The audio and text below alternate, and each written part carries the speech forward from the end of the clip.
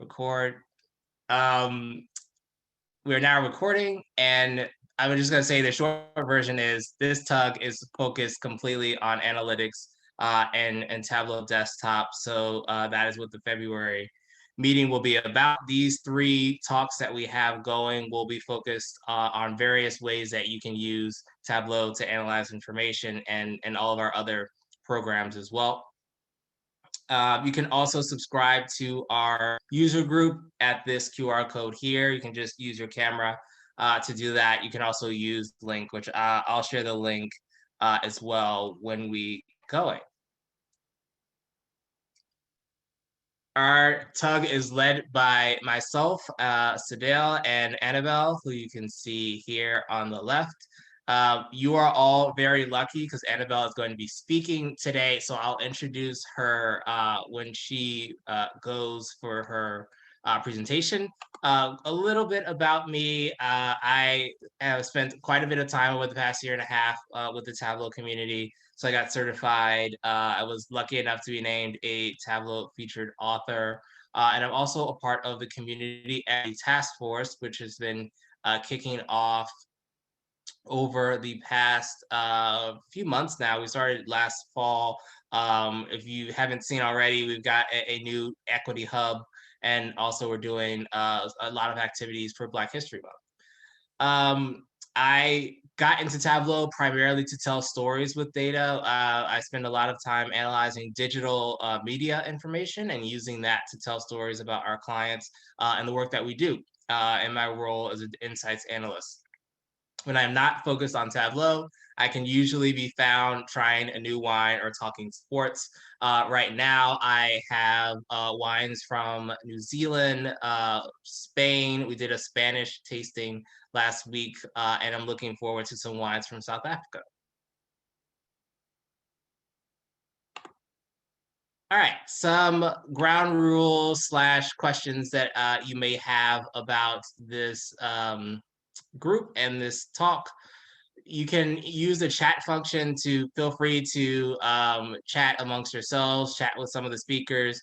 Appreciate, saw some another Wahoo in the chat, and someone just said yay wine, which I agree, yay wine.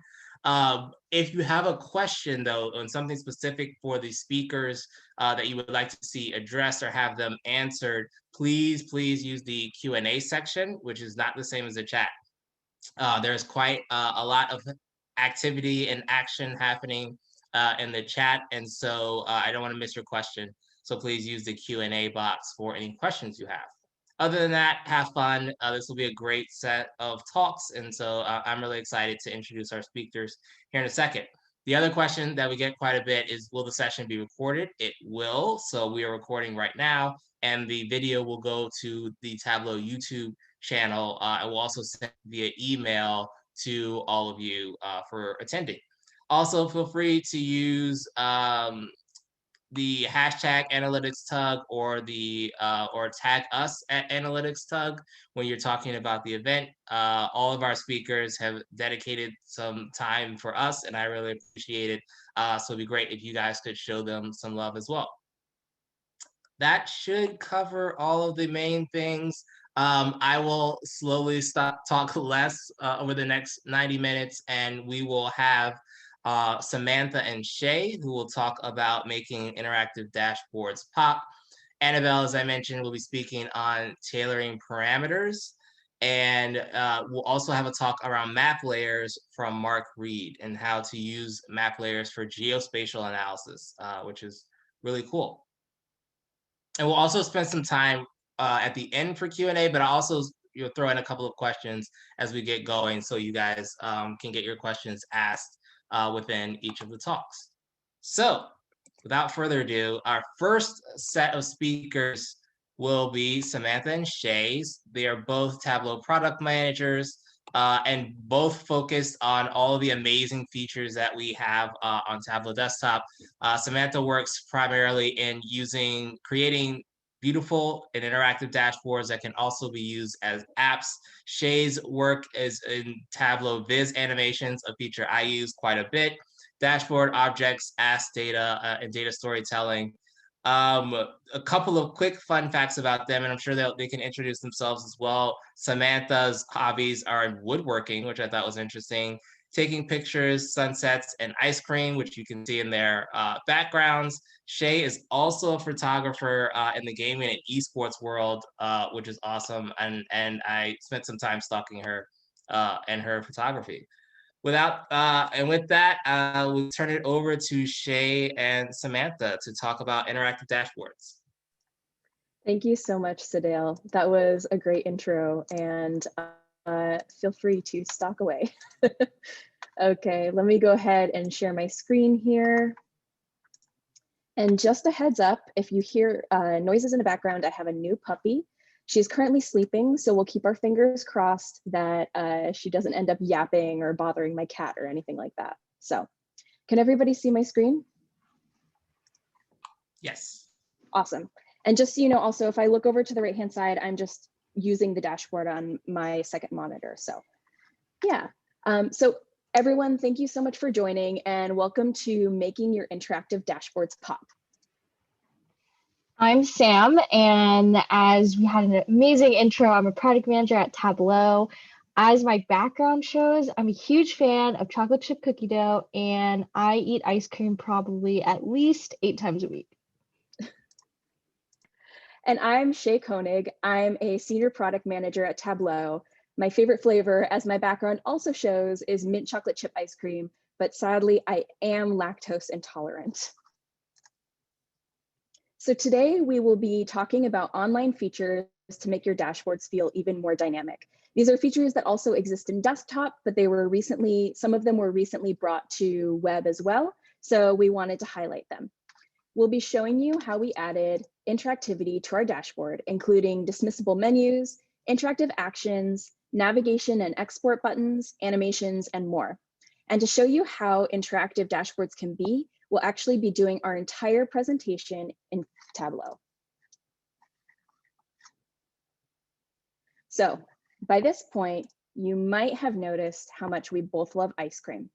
In fact, we love it so much that we've decided to start a Seattle-based ice cream shop. So for today, we're ice cream entrepreneurs, presenting an interactive dashboard to you, our potential investors. Though we won't go into detail on how we built everything, don't worry, you'll have access to this workbook after the talk. And each slide also has hints showing you how it was made, with this question mark up at the top right. When you click it, you'll see an overlay that tells you what kind of objects we used on the slide so you can understand more about how it was made. So our ice cream shop concept is called Neveria. It's a plant-based and planet-conscious ice cream shop set to open in Seattle in 2022. You can see from this overview slide that we've done quite a bit of research on the ice cream market. We've also added a lot of interactive elements, so let's take a look at those. We've created a navigation menu so you can browse the presentation in any order. These text navigation buttons at the bottom allow you to browse through the presentation in a linear sequence. This divider up here is an image object that gives some structure to the page. These navigation buttons are custom SVG images, but if you don't have a custom image handy when you're making buttons or other elements on your dashboard, you can also use ASCII, Unicode, and text characters to quickly accomplish your goal. For example, in this text box right here, I've used the Unicode info character. And these buttons at the bottom don't use an image or any particularly special characters. It just uses text to create the icons. So now let's keep going through the pitch deck so you can hear more about Neveria. While Shay and I are quite the ice cream enthusiasts, we needed to do a bit more research on the overall frozen dessert market. At first glance in this viz, we saw that the consumption of frozen desserts overall in a few cities seems to be going up. Looking a bit closer, we found that the cities including New York City and Seattle are definitely going up. Despite COVID-19, it seems that frozen dessert consumption is on the rise, likely due to delivery services. I don't know about you, but I know that my fridge is fully stocked at all times. We also have an info button that gives us a little bit more hints of what to look at, as well as a hover indicator that tells us that we should hover over the viz for some additional insights. When we hover over New York City, we can see that between 2019 to 2020, New York City's frozen dessert consumption is not only on the rise, but ice cream specifically has jumped in popularity to be the most consumed frozen dessert. If we take a look at Seattle, in the same time period, there's a greater increase in consumption, and similarly, ice cream has jumped in popularity. This type of breakdown between frozen dessert types helps us narrow down what kinds of frozen desserts we should start to look at. Now let's take a look at how you might implement something like this for your use cases. One interesting piece is the use of collapsible containers to highlight a specific insight that you might want to communicate, and we've done so in this info. This can help users understand what they should take away from a viz and can really help shape the story that you're trying to tell with the data. This is entirely achieved with show hide containers, and you can recreate this by dragging out a floating container, adding your content into the container, and then adding the show hide button. You can configure the button similar to how we've customized other ones. Another great tip is to add indicator that additional interactivity is available, especially for viewers who aren't familiar with Tableau. It can be difficult to know what parts of the dashboard are actually interactive. And a great way to do that is with collapsible container with instructions or even just buttons with tooltips. Making sure to use familiar and clear iconography is super important, like the cursor we're using here, because it can really help a beginner understand what to do. And be sure to add tooltips to any kind of interactivity that you're adding, like buttons, so that when they hover over it, there's helpful text. This tip also tells us to hover over the line chart for additional insight here. Another thing that we added here is Viz's in Tooltip, a very classic way of adding interactivity. It can really provide relevant information as a user interacts with the main viz. Here we've added some field information and a viz breaking down the frozen desserts. Now let's go ahead and take a closer look at the frozen dessert market.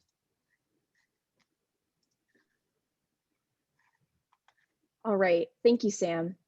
So in our research, we discovered that Seattle doesn't just love frozen desserts, it's actually the fastest growing market year over year.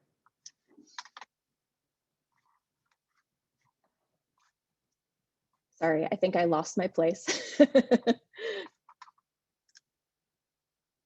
Here we go. All right. So let's click here first. This shows me the legend icon and the color legend for this graph. Now let's hover here to see what else I can do with this. Okay, so it tells me that I should hover on this viz. When I hover on the viz, you can see that it automatically filters the vizes on the right-hand side. And it also plays an animation. We can see that in 2018, sorbet was the top frozen dessert in Seattle. But in 2020, we can see that ice cream jumps to the top of the list. So now let's take a look at how we built the slide. This is the same show hide hint button that we used in the past, where it's basically just a show hide button that is showing and hiding an invisible container. We did this because we just want people to hover over it to get a tip about what they can do and interact with the viz. So it's not actually showing and hiding anything, but it allows us to place this tooltip with additional information. This is also a show hide container here, but instead of opening and collapsing an invisible container, it actually is opening and collapsing the color legend. This allows me to keep my dashboard clean, but also allows people to see what kind of colors correspond to what data so they can understand the viz better. The filtering that happens when I hover over this viz is called a filter action. In this case, I've set up the filter action to automatically filter the vizes when I hover, but you can also set them up to filter, for example, on click. They're really powerful and easy to set up. The animations on this dashboard also look sophisticated, but they're also easy to set up. To do that, I just need to go to Format and Animations. Here you can see that I've set up the workbook to automatically have animations enabled, and I've chosen a 1 second duration for the animations. If I want to speed it up a little bit, I can move it to 0.3 seconds, for example. And now when I hover, it animates much faster. Animations help me show people exactly how data is changing, and it also helps drive their attention when I'm doing a presentation like this one. The nice thing about animations is, unlike PowerPoint or other presentation software, you don't have to set up any relationships yourself. They work automatically. So whenever something meaningful changes about your underlying data, for example, when I click on a filter or hover to create a filtering action, animations happen automatically, just like you see here. Now let's go back to the dashboard and take a look at our regional growth. So we looked at Seattle and New York City, but we wanted to see how the rest of the regions compare. How does ice cream consumption look on the East versus West Coast? While both coasts look like their consumption is increasing in the past year, the West Coast seems to overall have a much higher consumption. This is good to know that expansion across the West Coast is a great investment. There's an indicator that's telling us to hover over the line chart, so let's take a look. When we hover over the line chart of West Coast, we see that ice cream is not only becoming the most popular frozen dessert, but so is vegan ice cream. This is interesting and something we should definitely look into further. So before opening our shop, we need to understand what the competition looks like. The good news is that there's a great market opportunity for us here. As you can see from the map with the green-blue icons, only 4 of Seattle's top ice cream shops even offer vegan options. So now let's click the info tooltip to see what else it can tell us. So here we've put a viz inside of a show hide container and overlapped it with part of the dashboard. It looks like something about my dashboard is actually broken. So I'm going to go ahead and refresh this really fast, because there definitely should be a viz there.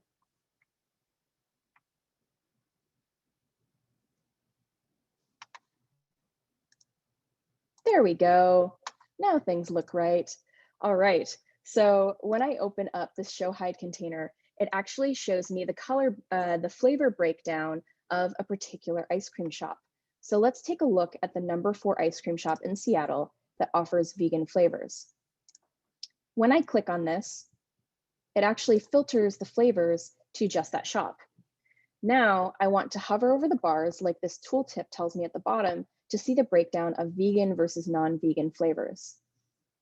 You can see that even at a shop that offers vegan options, typically they offer more non-vegan options than vegan. And in some cases, certain flavor profiles don't offer vegan options at all.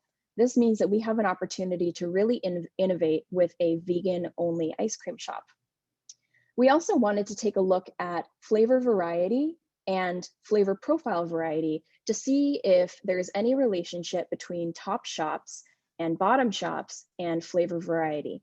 We thought that perhaps if an ice cream shop has a greater flavor variety, it actually causes decision overload for customers and results in a shop being lower rated.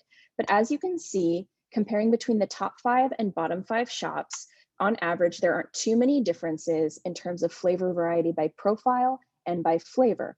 That means that we can actually have as many ice cream flavors as we want in our shop, and we won't suffer from poor ratings. So now let's say that I want to share this information with our investors in a different format. Up here, I have a download button that allows me to save this dashboard in a PDF format in just a click. It's another example of the kind of interactivity I can offer my users.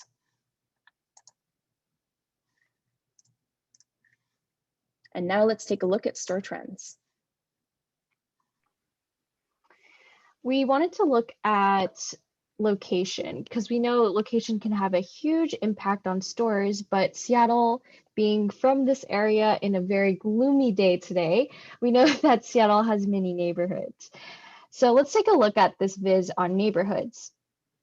We learned that the top 15 ice cream shops span 9 distinct neighborhoods. And I wanted to point out, as I was just answering a question in the Q&A, there was a question about where this data set came from. And actually, it is an adjusted version of, I believe, Superstore. So it is made up, but the ice cream data here of the top 15 ice cream stores in these 9 distinct neighborhoods are actually real. And we did call them and ask them questions about this, which is great. But one thing that we found is that Ballard has the most of the top ice cream stores, but not actually by much. It seems that the best ice cream shops are actually quite spread out. This tells us that we should consider Ballard location, but maybe targeting just one location isn't so important. We wanted to further explore how location impacts these stores, especially store hours. And we found that it was quite rare to have an ice cream store open early in the morning here in Seattle. And I'm not sure why, as I've been eating ice cream for breakfast for a long time now, and I'm hoping that this presentation inspires some of you who are maybe located in the early morning time right now. We also learned that ice cream stores may stay open late. Though Seattle's night scene varies from neighborhood to neighborhood, it seems that many of the top stores are finding value in staying open later. There is a hint that says we should click on the ice cream scoops for more information on store hours. So if we take a closer look, checking out the Ballard area, we see that stores open around noon and close pretty close to midnight, which is quite different than some of the other stores that we looked at, which includes White Center, where stores close at least by 9 p.m.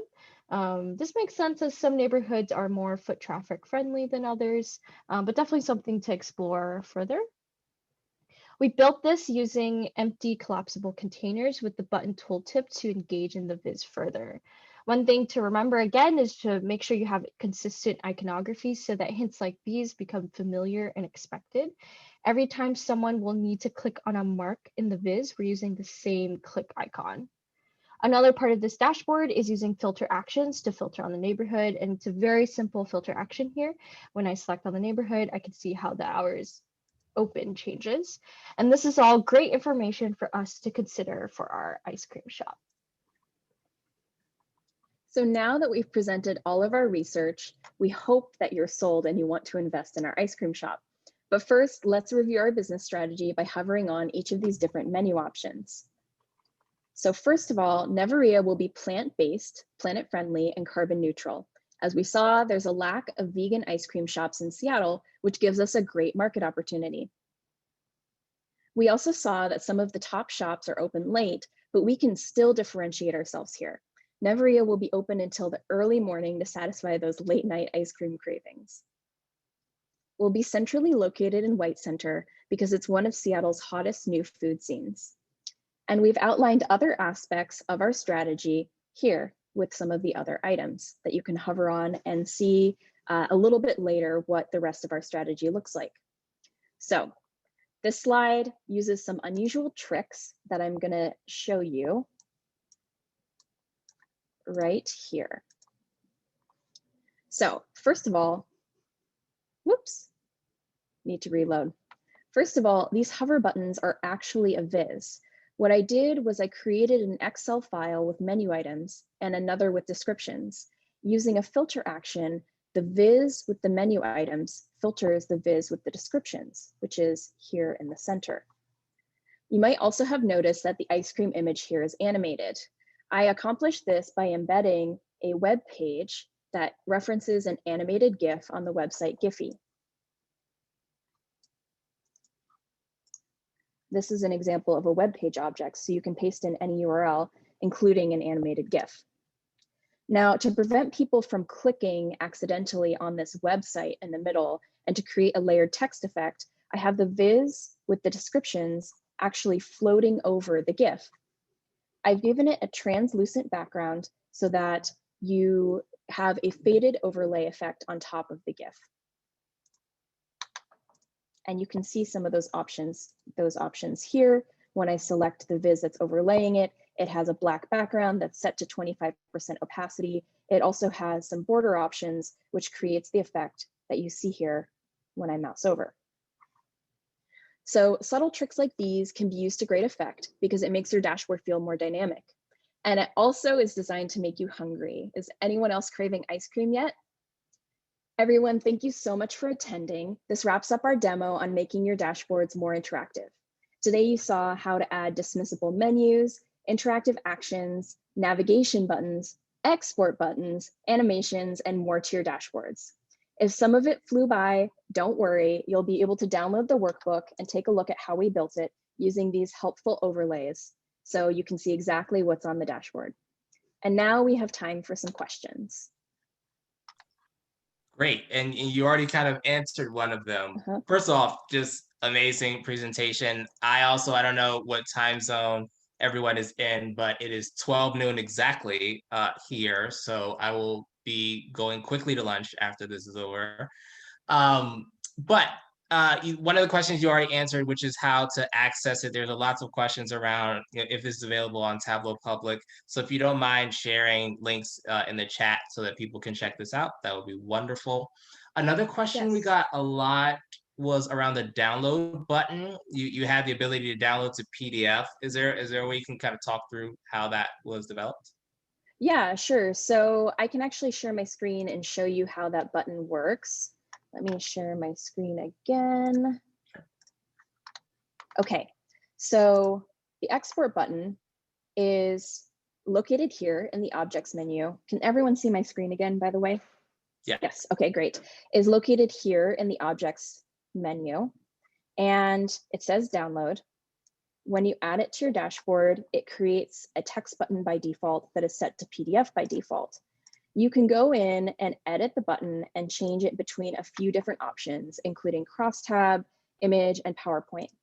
What we did for our button is we customized it as an image button, and then I used an icon from the nounproject.com to have sort of a standard download button icon. We also have an automatic icon that you can apply, which looks like this. And you can style the button just like any other button with a border, a background, and even a custom font. So that's how you insert that button. Did I answer the questions that people have? Any other questions? For sure, we did get a follow-up off of you mentioned the Noun project. If you could share how people can access that. Sure. So it is not Tableau specific, but I can show you. It's basically a website that has, well, as they say, icons for everything. And so to use icons, I pay for a royalty-free package, and then I can use icons for any purpose, including commercial purposes. Or you can use icons and just put credits in whatever document you're using. So for example, if you're putting it in a PowerPoint presentation, you just need to have some sort of credit that you're giving to the icon. But it's really fantastic, and you can find an icon for practically everything. Yeah, great. And yeah, I love using icons. We talked last time around show hide containers, which was another question a lot of people had, and I would highly recommend people check out that talk because I kind of go over it in detail. But using those icons really kind of add some customizations to things that I think are super useful. And definitely. super, there's a lot you can get out of it. Other questions?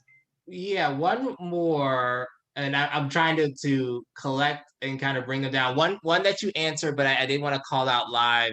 Samantha, you answered that this was Superstore data that you guys use to create some of this piece of information. So that's kind of the data source.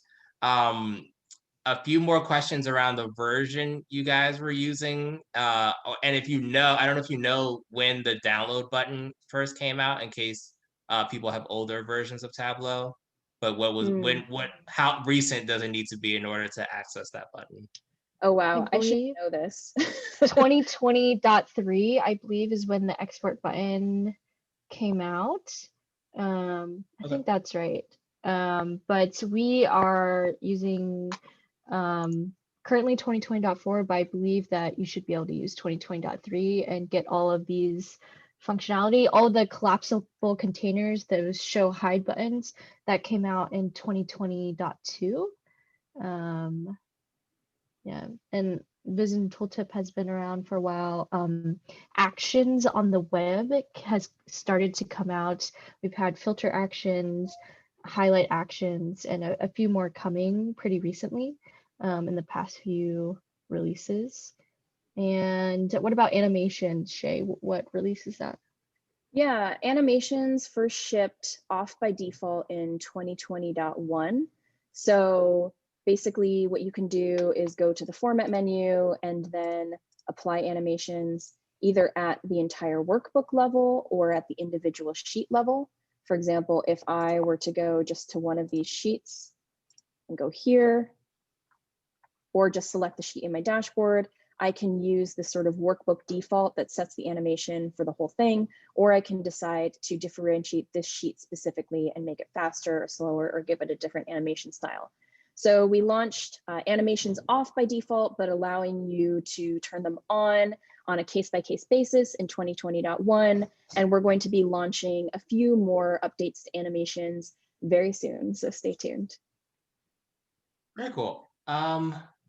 I think those were all the questions of that lots of people answered. If you do have time, there are plenty more in the chat box if you guys have some time.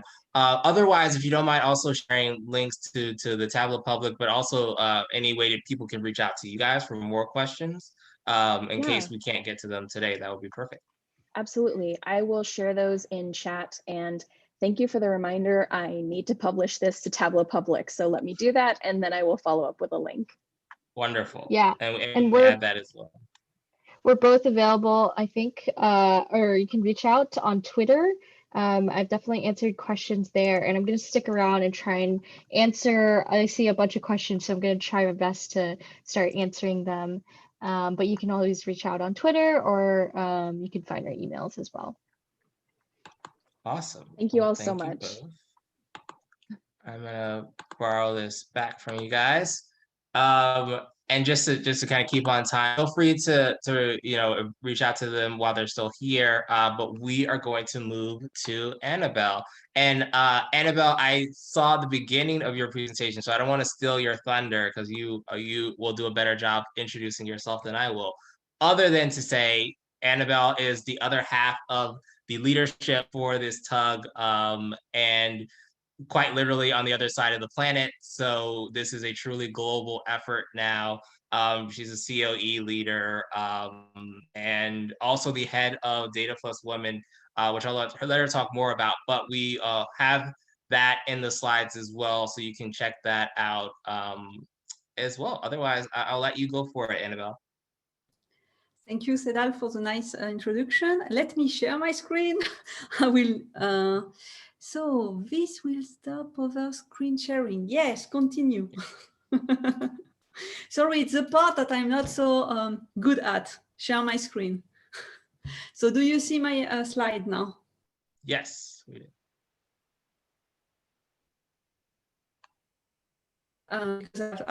No clue what I'm sharing, so fine. So here it's like my presentation. Like I said, I am leading the Tableau Center of Enablement of Excellence for Swiss Bank. I'm living in Switzerland. I love Tableau and baking, and also my dog. And I'm also co-leading Plus this Tableau user group, an initiative called Data Plus Women in Zurich. So the objective is really like to empower women, to celebrate women who are working in data. So you can, of course, register to our events here, or if you would like to speak, please reach out to me. If you have any question about this presentation, you can also reach out to me by email or by my Twitter handle. And I have also a little blog, so you can feel free to listen, read it.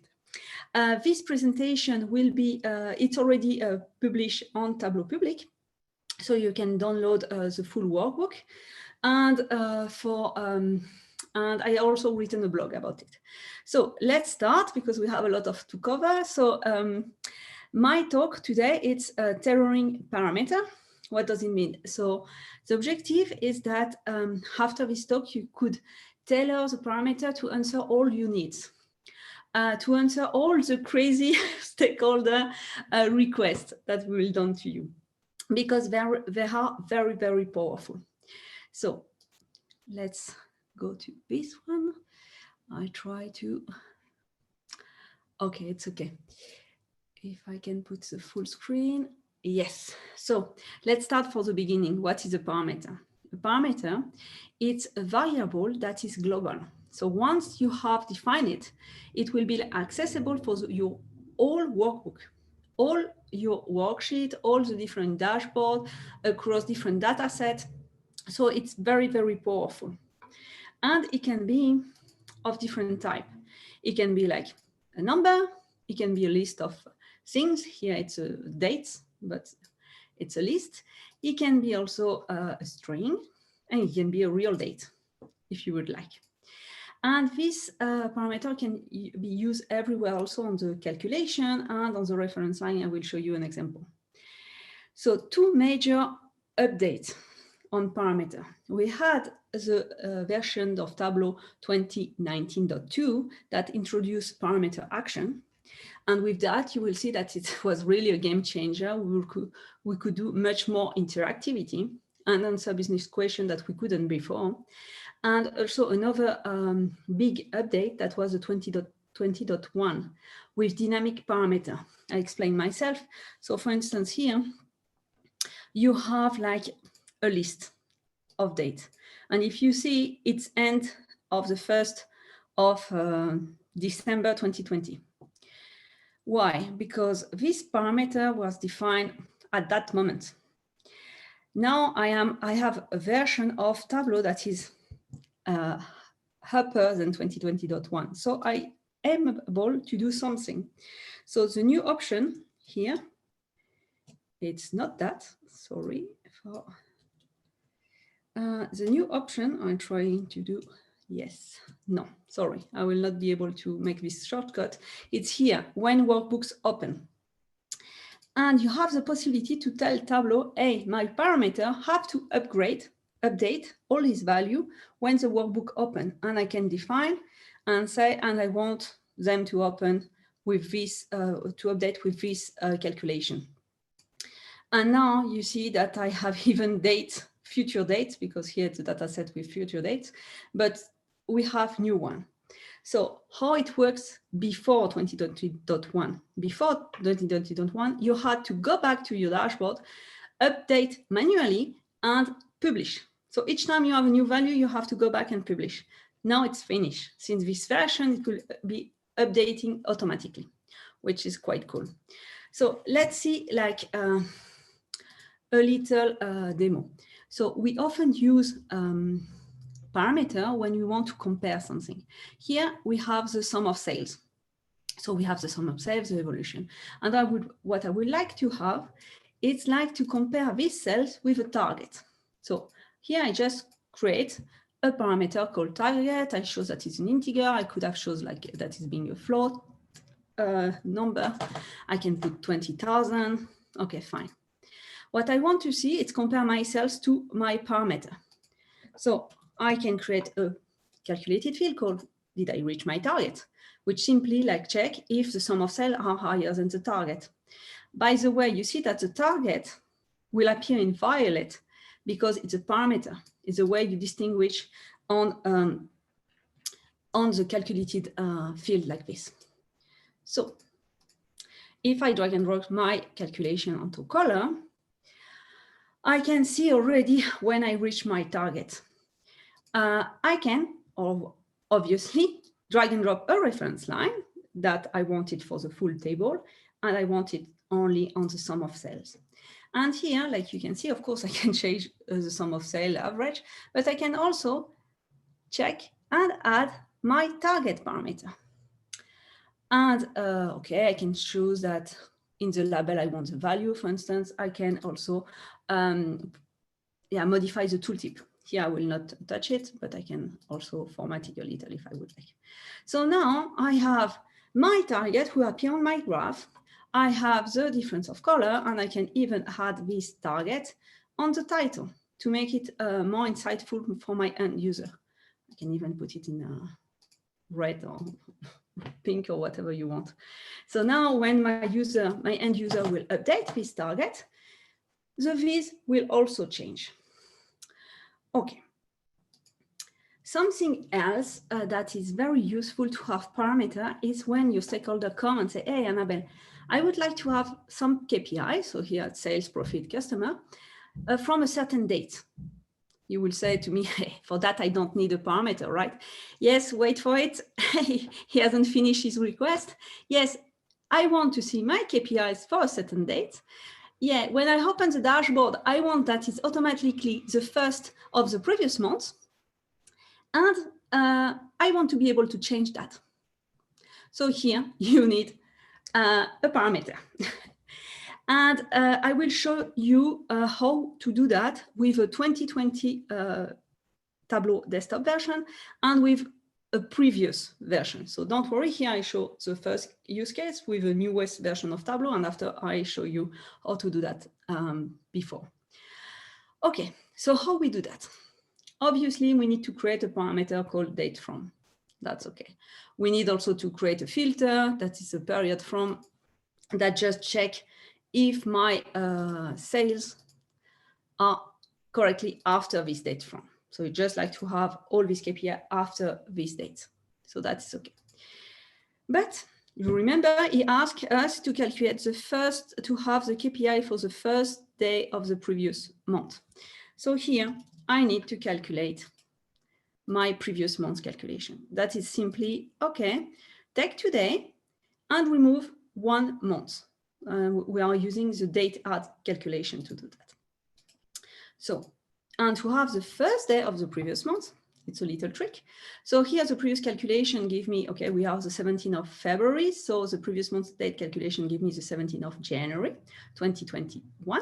And this calculation just make a date with the year, so 2021, the month, January, but not the day. I want the first day.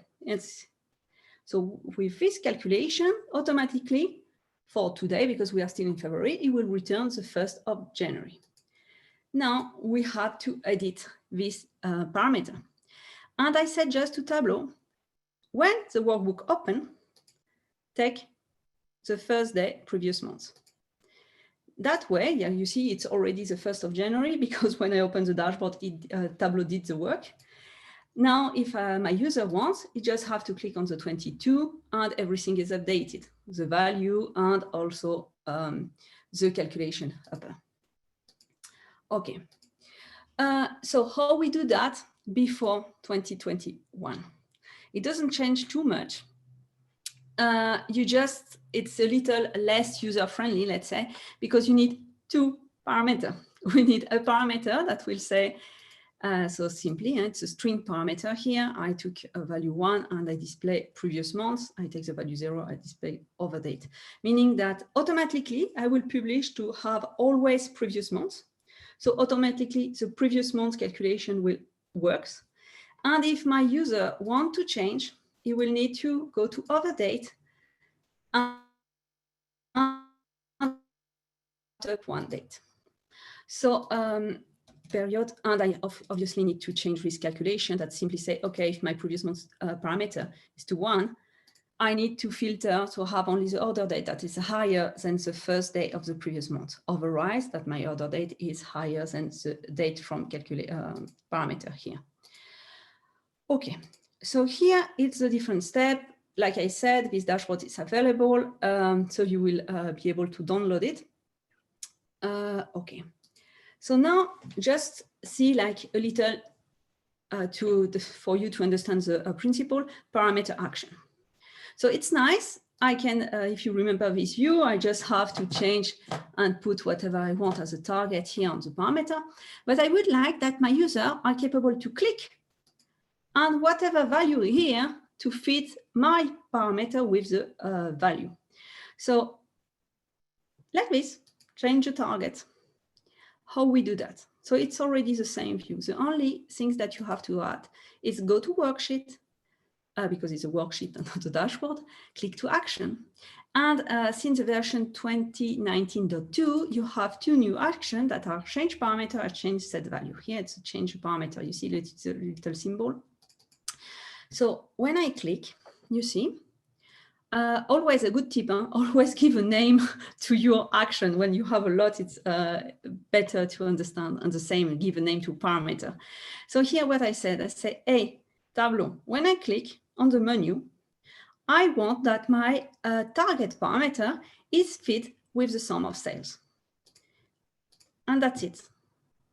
Now, if I will click here and click on change the target, that's what will happen.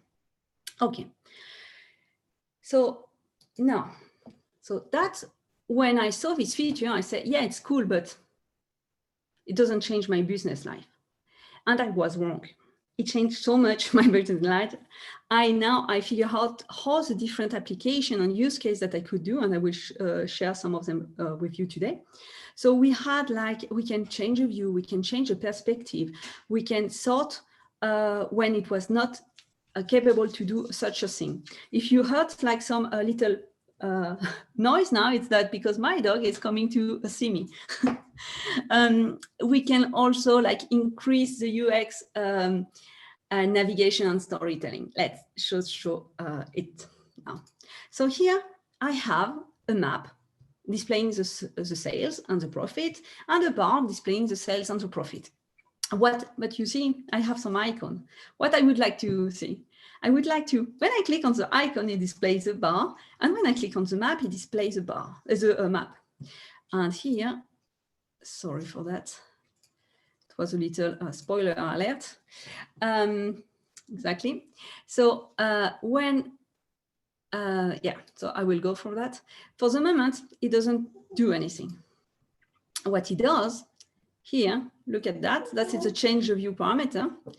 When I click on the map, the change of view is going to 1. And when I click on the bar, it's going to 0. How we did that? So I have, okay, if I go to dashboard action, what I did is I create 2 parameter action. The first one, when I click on the bar icon, it feed the parameter change of view with the field -0. Why? Sorry, I got distracted. So why? So first, sorry for that. How I did this bar icon. Simply, I took an image on the internet. I put it on Tableau repository shape. I can show you very quickly. Okay, I have here my document, my Tableau repository shape, and here I can create as many folders I want. And you see, I can put any image I would like. So here it's what I have done. I have my KPI, and I have some map or bar icon. So the little astuce here. So on the bar icon, I put the minimum of 0 in detail. But on the map icon, I put the minimum of 1. And that is very important because that value will feed my parameter value. So now when I go to the dashboard action, I click on display bar chart. That's exactly what is meant. When I will click on bar icon, I will change the parameter, change the view, and I will affect the value minimum of 0 that was on the detail. And here it's the contrary. It's with the minimum of 1 that are on the detail. And that is very important because now I will use this value of the parameter on the different worksheet. So for instance, if I go to the map, I can create a calculated field called value of parameter. That is simply the value, the parameter itself. And I can go there. So, and say, yes, I want to display the map when it's to 1. And apply to worksheet, and I say, I want also to display for the bar icon. And now I go to the map icon, and I display it only when it's 0. So when it's 1, I exclude. And when apply to worksheet, and I have to apply to the map icon this time. Voilà. So now, when I click on the bar, it displays the bar. When I click on the map, it displays the map. You will say, yes, but there is still this little ugly title. So these 2 worksheets are done on the same container. The container is something that you have here, an object. So I just need to hide the title. So it's working fine. If you tell me, hey, yeah, Annabelle, but I still want to see something, the title, what I'm looking about. So for the map, you can do something very quickly. And for instance, annotate the area and put the title here, for instance. And after do a nice playground. I mean, usually I copy directly this one. Okay. Like this, for instance. And you can give a nice look and feel. And for the bar, you can do something a little different. Usually I put the title directly on column. And I will, so header, you can give a little more space, remove the states, and add the states into label, for instance. Fine. So you have now still your title and still the action is working. It's a good tip to have this little icon to change the view. The same technique can be used here. Here you have a global map.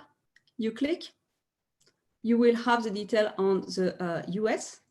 You click on the minus, you go back to the global map. You click here on the plus, you will have the detail for China. Here, the change of emission during COVID. It's the same technique. It's just by clicking, it changes the value of the parameter and the filter, you put a filter on the view depending on the value of the parameter. Okay, here it's a little recap how to do that. Something, I just drink a little water, sorry. Something that is very also useful to have this parameter is when a user, I had a user that it was much more complex than that, but it's the same principle that come and say, hey, Annabelle, I have 2 dashboards. And what I want is when I click on one dashboard, that's trigger a selection, a field selection on the other dashboard. And yeah, it displays, depending where I click on the dashboard one, it's not the same. And that I was capable to do it with also parameter action. Here it's a little, it's the same principle again. If I click on sales, I want to display the order detail by sales. If I click on profit, I want to display the order detail by profit. Again, how we did that. So I have something just in front of my dashboard, sorry, action, so I couldn't click. So how we do that? Again, we create 2 parameter action. One, when I click on profit, guess what? I have something also in detail. Here I have minimum of 2 instead of changing. So I will affect the value of the parameter now. It's select KPI by the value 2. And this one is with the value 1, you see. So it's more or less the same principle. So if I go there, you will find again my minimum of 2 here. There is like some of the tricks I will let you, when you download the dashboard, see that the color is also changing depending of the value of this parameter. And now it's simply that the calculation that is, now it's not with a filter that removes the view. That dashboard has been done only with 3 views. It's just like a KPI selected. So it's a value. It's a calculated field, and depending on the value of the parameter, it displays either the sales or the profit. And here I put just the sum of the KPI selected. There is something else here that's a sort. It's done with the absolute value of the KPI selected in order to have always the main, let's say, order. Whatever it's sales, if it's profit, if it's negative or positive, I just want to see them together. So I can re-click, so you see the action. Yes. Now, I also, it was very useful on this use case. Here I have a dashboard that I did for a relationship manager in order that he can see which visit he has weekly, when it was the last time he visited his clients, how many times he visited his clients. And you have a client list here, which is quite cool. You know all your clients, how much assets they generate, the P&L, and if you have to call them immediately or not.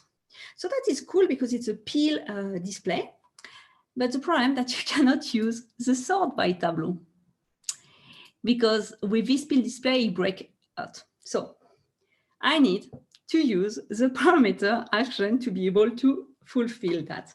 So how it works, so I will first show you that it works. So when I will click on this arrow, it will sort by PNL. If I click on this one, it will not be very beautiful, but yes, it also sorts by immediate call and here by asset. So you see here, the value of the parameter sorting change.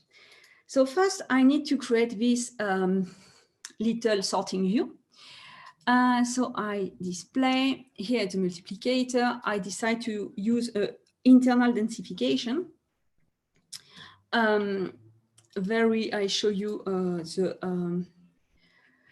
the calculation, but yes, it just like, I just create fake data. I just split my data into 3 to have these 3 blocks instead of joining an external data source.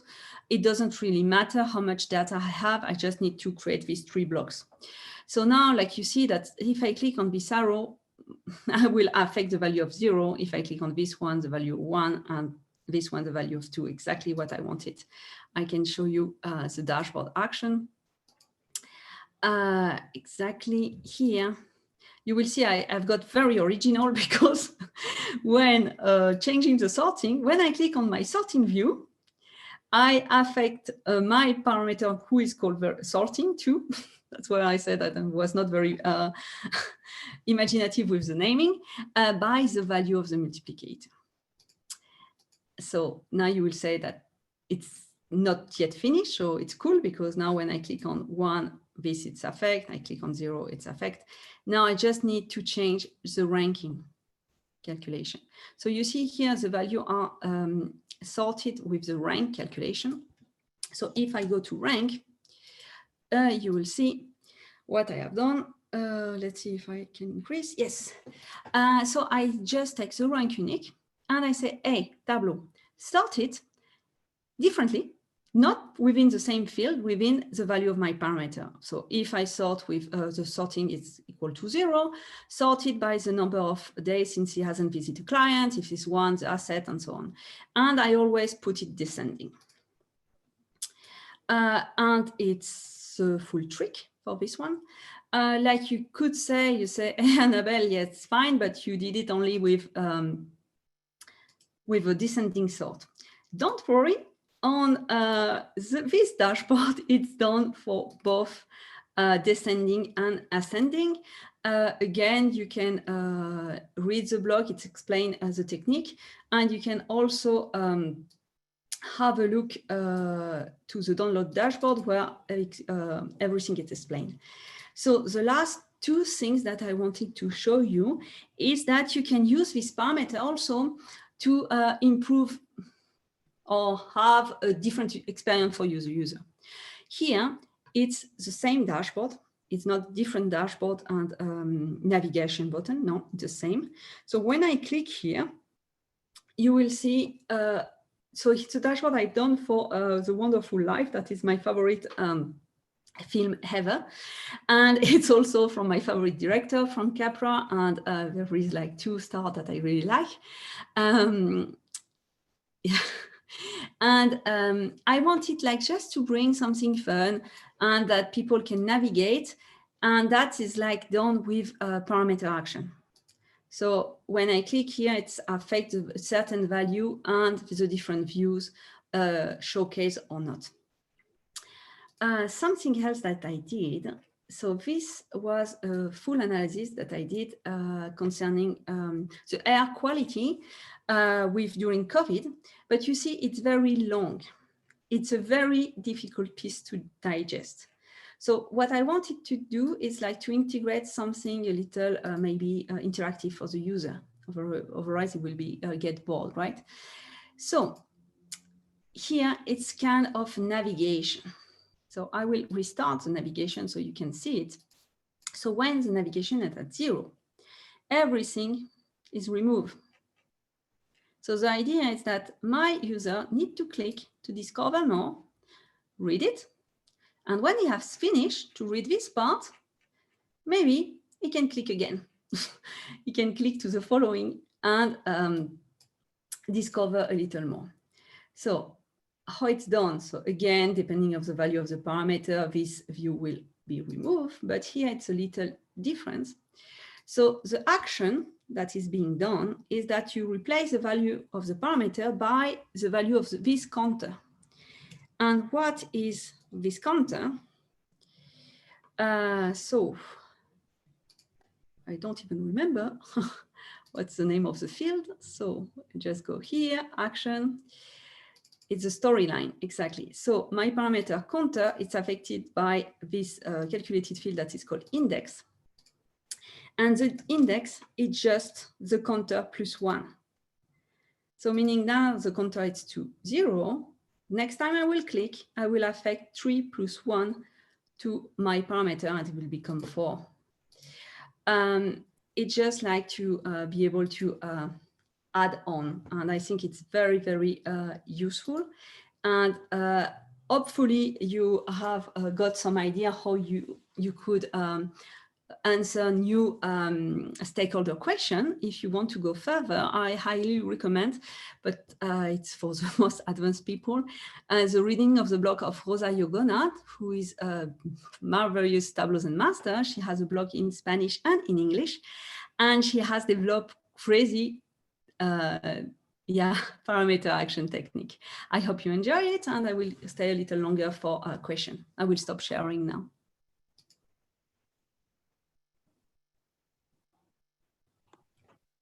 Great job. I will wind up a bit so that you can drink some water. A lot of questions in a few groups of places. I think the first one, and there was a really interesting conversation, so I appreciate everyone in the chat for answering the questions of other people. Is there a way to have a parameter select multiple things rather than just one? It sounds like a lot of people that were coming up with some creative solutions, but wondering if you have ever tried to do that with a parameter. So it depends. You could do that. I did that with a group one. I group a field and I use it to fit the parameter. So it was kind of like selecting multiple things. I think last time for the last session, Heidi showed something with a concatenation. That's also a great technique. Yeah, use a set. I will say if it doesn't answer.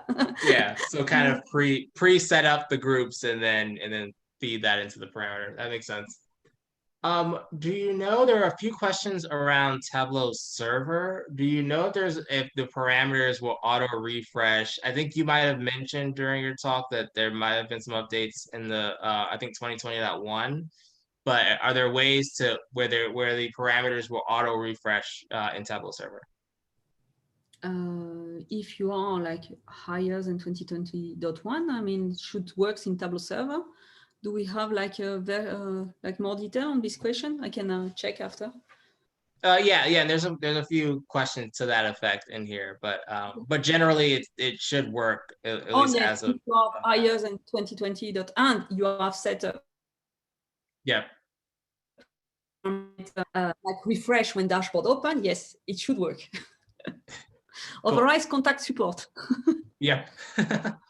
And then one kind of general question, and I would love for you to kind of look through some of the Q&A for the specific version of this question. But are there resources you'd recommend around learning about the differences between date fields? There were a few questions around make date versus date trunk, a few around, setting the parameter as date field, filter on date field. Where do you go to figure out those differences? So usually I go directly to Tableau. They have a good thing explaining all the function. I saw that some people like asking me about Rosario Gona. I can put it on the chat, a name, just like to answer this question already.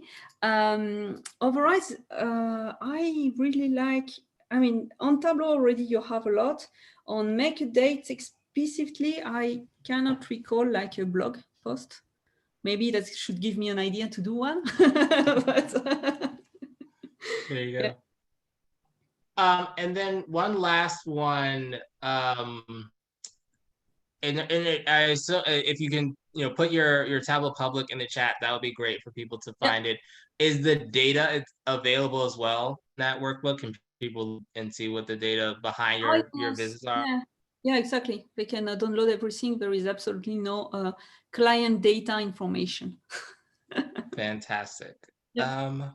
I think those are some of the groups. Yeah, there was some like hyper specific ones, and even some background context for the information. So I'd love for you to go in the Q&A and answer Yeah, those, but I I think will. those are the general ones. Thank you. Thank you. All right, let me find my presentation. All right. Last but certainly not least, Marc Reid is a Tableau Zen Master and Tableau Public Ambassador. So we'll definitely be looking forward to your Tableau Public link.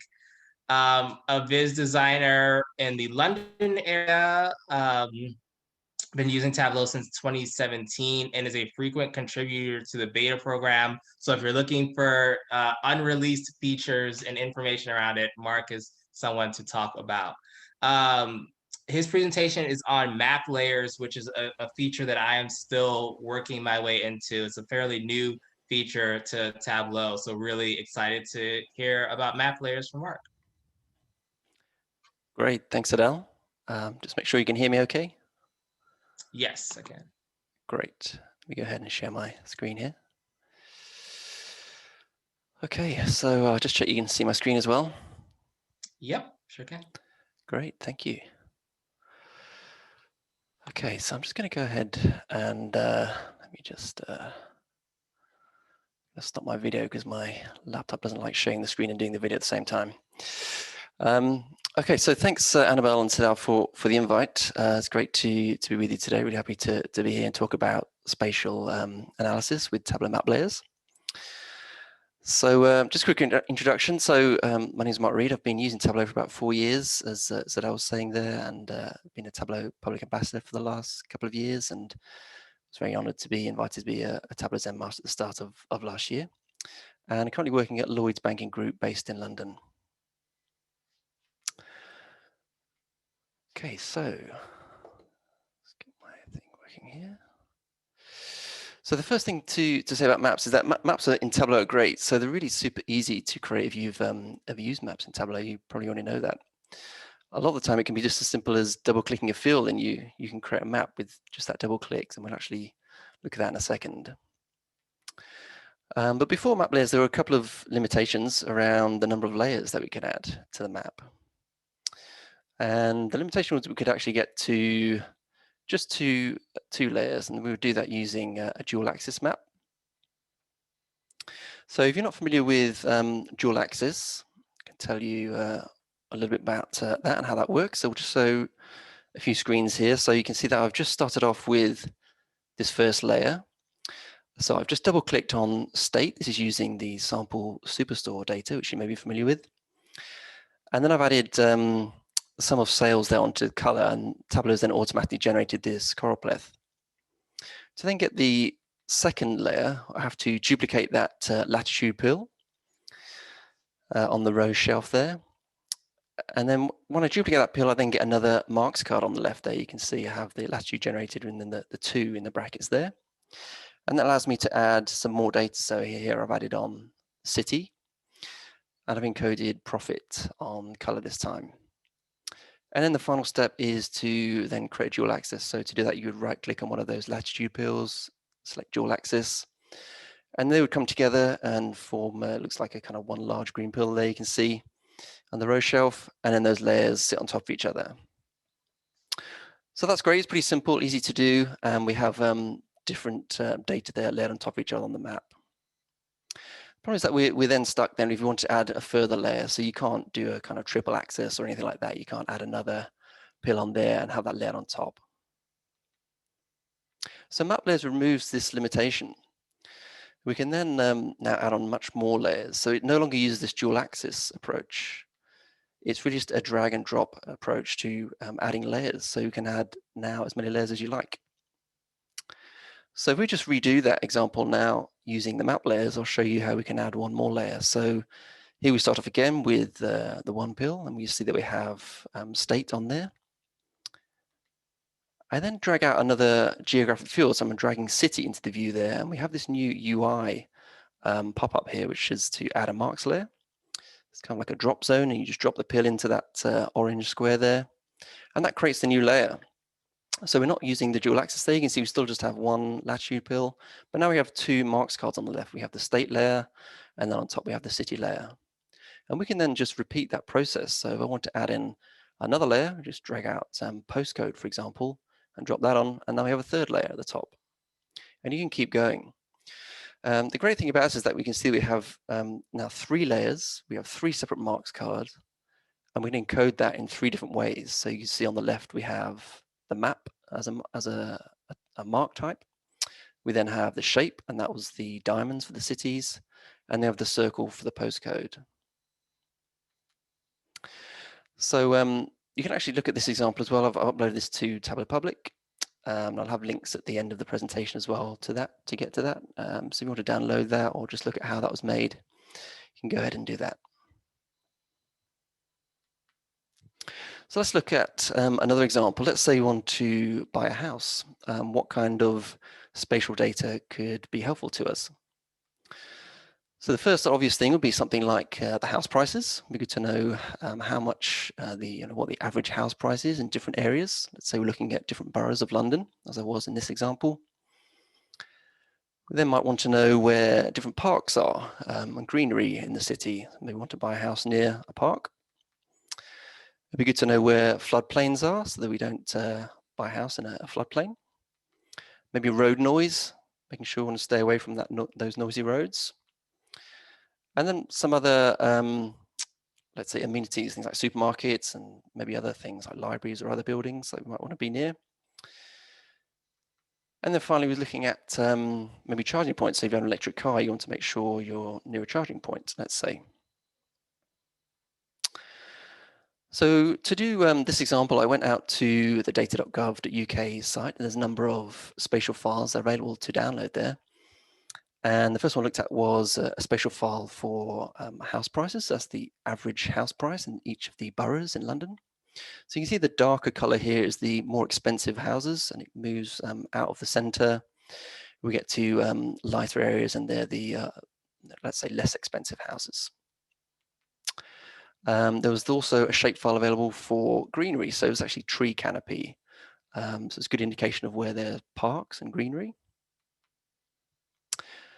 Also found a shapefile for floodplains. So it shows, you can see the River Thames through the middle of the city there, and then tributary rivers coming in, so you can see where the different floodplains are.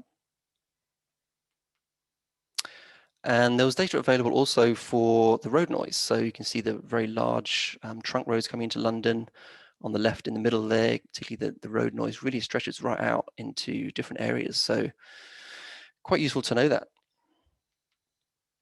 And then the next one I had was found a file for supermarkets, and this had latitude and longitude data. So here I've encoded this on the map as these circles. And then finally we had the charging points. So there was also data available for that, again with latitude and longitude, which we could turn into points using the make point function. We'll see a bit more of that later. And I did those to the map as well. So now we have all of this data layered on the same map. It can help us to make decisions based on that data. So for example, here, the 2 points at the top I've kind of highlighted. They're sort of away from floodplains, the road noise. They're in the lighter shaded areas, so less expensive, near to some what looks like probably parks there. So that can help us to kind of make that decision about where we might want to live and maybe perhaps buy a house. So this workbook is also available on Tableau Public. Have a link at the bottom there, and again we'll have links at the end. So you can download that and look at how that was made. So let's look at another example now. This one is going to be looking at finding an Airbnb in London. And we'll switch over to Tableau shortly to actually look at this live. So this one is combining spatial data and using some spatial functions in Tableau to try and solve this problem. So we want to find an Airbnb in London, and we're also going to be looking at those electrical vehicle charging points again. So we want to have an Airbnb that's close to one of those points. So we're using some of these functions you see at the bottom here. These are spatial functions that came into Tableau over the last year or so. Make point, buffer, distance, and make line. So let me just switch over to Tableau. Okay. So I'm going to start off with this dashboard. I have some points here, which are areas that I might want to visit in London or stay, or this could be, for example, offices if you were going to work somewhere in London or something like that. It's basically areas where you want to stay and look for an Airbnb. So let's pick, let's say Richmond in the lower left here. So when I click on that point, it takes me to that area, and it's going to zoom into an area using this buffer here. So I have a buffer calculation, which is set at the moment to 1,300 meters, so 1.3 kilometers. And I can then just zoom in a little bit further here, and I want to look for, let's say I have my budget here. Let's say my budget is around 100 to 149. I'm just going to click that, and that's going to filter that down. The different Airbnbs you can see are the points. The orange circles are the charging points there. So let's say I want to try and get an entire home or apartment. I'll reduce our choices a bit further. Okay, great. And then I might just say, well, I'm actually happy to go up to, let's say, 1.5 kilometers away from the target point. So I can increase this buffer size, go up to 115. And now we can see we've got 53 available Airbnbs that meet the criteria. So next thing we need to do is just identify the charging points. There's different connections for charging points. So I need this, let's say I need this type of connection. So that's going to filter those down now. So you can see I've got a couple here. Let's say I want to stay at this place here. It's Rose Cottage. That sounds quite nice. Click on that one. So that selects that now. And what this will do will then generate another buffer around the Airbnb location, which will then include all of the charging points that are in that area. So I'm going to make this a little bit bigger. So it's currently 400 meters. So I'll make this a little bit bigger here. It's now including both of these points. So I now have 2 charging points available, and that's quite good. So I can actually now just move this over here, and we might zoom a little bit. I can probably hide the other Airbnbs outside of the buffer now. I'm going to hide the charging points as well. So I have this map now. So I've got, this is the target I want to visit. This is my Airbnb, which has some details on there. And these are my 2 charging points, which are available to me of the right type. So that's great. I could then actually download this as a PDF. I think we saw this function earlier from folks who are looking at that. Click OK. That would generate a PDF for me. And I could then maybe email that to a friend who's traveling with me, or just have that for my own reference. So that's an example of how we're using different spatial data layered on top of each other to help us make that decision. So a few things to probably point out here is that there's the 2 files that we use. So it's the Airbnb points is one. I then had another file with the charging points. That was the second file. But there's some other layers on here as well. So this buffer is another layer. This target point here is also a layer. The line between the target and my Airbnb telling me the distance, that's also another layer. And there's some lines here as well between the different charging points on my Airbnb, and they're also layers. So you can see I've got a number of layers on top of each other. So I can actually just show you these in Tableau just so you have an idea of what that looks like. And here you can see all the layers now. So we have the target buffer, the charging points, the target buffer here. This was the range, the lines, the 2 lines coming out here, the target location points. That was the initial points that we had at the very start. So of areas of interest that we might want to stay. We've got the Airbnb points there, and then finally the charging points, which were the circles. So that was an example of how we could use those together. Hopefully that was useful. We can then click on Start Over here. That will clear my selections and take us back to the start. Okay, and then we just have to reset the map there. And then we could start again and pick another selection. So it's just kind of how you might put these together into kind of a functioning dashboard and use that in an analytical situation. Okay, I'm going to switch back to Tableau, to my slides rather. So just a point about the data sources. So at the moment, the map layers, the different map layers can only be used with a single connection. So you can have different sources of data, but they do need to be joined together in some way. So if you have a single data source, so this is very similar to the very first example I showed with the sample superstore. You might have the different layers that you're going to add will come from the same file and they'll be on the same row. So you might have the state, the city, postcode will all be on the same row in the same file. And each of those fields, each of those columns will make up the different geographic layers. So one thing to note is that if you do make a filter on here, for example, you use a filter a state here, let's say you filtered out Florida, any of the cities that are in Florida would also disappear, be filtered out from the map. So just to be aware of that. So if you have multiple data sources, you need, as I say, you need to combine these in some way. So in the example I just showed, we had we had the file that had latitude and longitude of the Airbnbs. So that's source 1 latitude, source 1 longitude on the left. And on the right, then let's say you have another file. Let's say we had the charging points data. So again, that's the source 2. We have latitude and longitude for those as well. So I create the using the make point, create a spatial point using those latitude and longitudes. But these files need to be combined. So there's two ways you can do that. You could either union those data sources if they have a very similar structure. Alternatively, you can join them using a full outer join on a join condition, which would always evaluate to false. And that's what I use in this case. So the way that would look is, once you do that join, you'll have something like this. So your first file that we had on the left previously will be in the top left there. And the second file is effectively on the lower right there. But this has all now become one file. And the nice thing about this technique is that you have access to all of the columns then from your original files. You can then start to build up the necessary calculations based off the individual field names from both of those original files that are now in this one combined file. So after the join, effectively what you have is data in the top left and all of the corresponding fields on the right for those same rows will be nulls, and then vice versa for your secondary data source. So I have a number of workbooks on Tableau Poly which you can take a look at. So some of the examples we've seen already today.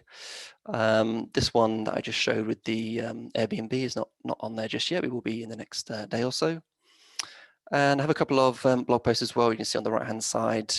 This more recent one here is around creating custom UIs. It's a little bit more experimental. It's probably not the best place to start. I probably recommend the other blog post and maybe this workbook in the top left there with the simple map layers using the sample superstore. There's various other resources from the Tableau community as well. Lots of people have been experimenting with map layers and sharing lots of great content. So I definitely recommend checking out all these other resources as well, various blog posts and workbooks from many people in the community. So that's really what I had to share today. Hopefully that was useful. Thanks again for the invite, Annabelle. So that was great to be with you. And yeah, happy to take any questions. We were very happy to have you. For sure. Yeah, thank you. That was really awesome and really helpful. A lot of different questions from different areas and levels. So I definitely think if you continue, we'll also share your blog and things, because I think there's a lot of helpful bits of information, even longer than what we'll be able to talk about in the next few minutes. One of the questions, there were a couple of questions. I may start in reverse order actually, because I saw kind of in rapid succession this idea around you had kind of this reset start over button, and there was like a quick little flurry of questions around that. How was that developed, and how did that work? Oh yeah, sure.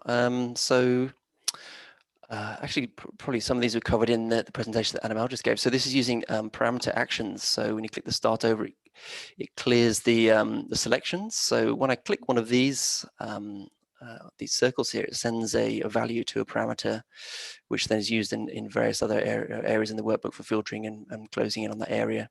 When I click start over, there's a blank value in there, and that sends that blank value to the same parameter which then clears that and then resets the view. So then I can just zoom out and all of the values are reset. Yeah, well, I'll make this workbook available as well, so you'll be able to download that and look at all of the actions that are taking place behind that. Yeah, that's awesome. I also love that that start over button is next to the download PDF button. So we're bringing all the talks together. And I assume they do, but there was a question around, do the multiple layers work with different types? So if you have polygons versus multiple lines or other sorts of data types, would the layers kind of work together with that? Yeah, absolutely. So in the that example there was looking at buying a house in London. We had spatial files in there, and we had point data in there. You can also have lines on here. So this one we have lines as well. We zoom in, we have these connections that show lines out to, when you click a point here, you can see we have line and we have buffers. So yeah, all kinds of spatial data will work on the map layers together. Yeah. Very cool. I know I wouldn't say limited on time, but we're slightly at time. I think those are probably the broadest questions. A couple of more specific questions related to the relationships. Multiple questions around the Airbnb dashboard and the parameter actions that you use. So we'd love if you have a second while I start to wrap this up. If you could answer some of those questions, that would be sure. great. Yeah, no problem. Great, thanks again. Perfect. Yeah, thank you for coming. I'm gonna borrow this again. So I hope you all enjoyed it. It seems like you did it as I looked through the chat and Q&A functions. So I appreciate you all for coming, but also really, really appreciate Shay and Samantha, Annabelle for speaking, and Marc as well. If you are interested in talking, you have a topic you love to talk about, please consider presenting. We always love giving people a platform to present. You do not have to be an expert. You just have to have a point of view on something you use to analyze information. So as long as that's you, feel free to click this here and you can share. You can also feel free to email me. My email, it was on the invite that went out. So feel free to email me if you're interested in presenting and I remove the screen too quickly for you.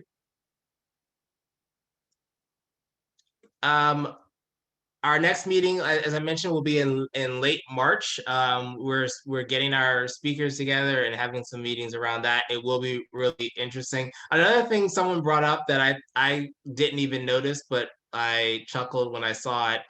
Yes, the past two presentations have included former TC20 presentations. That was more of a happy accident than anything. I think we just picked some really great speeches and they happened to have fun the way they fell. But we'll have a lot of new content in the next version and all the versions coming after that.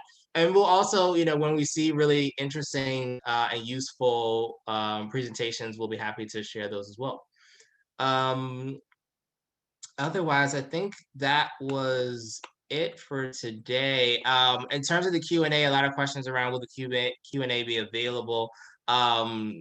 I don't know if there's a place for us to put it. I'll try to hold some of the questions maybe and follow up with some of the questions if need be.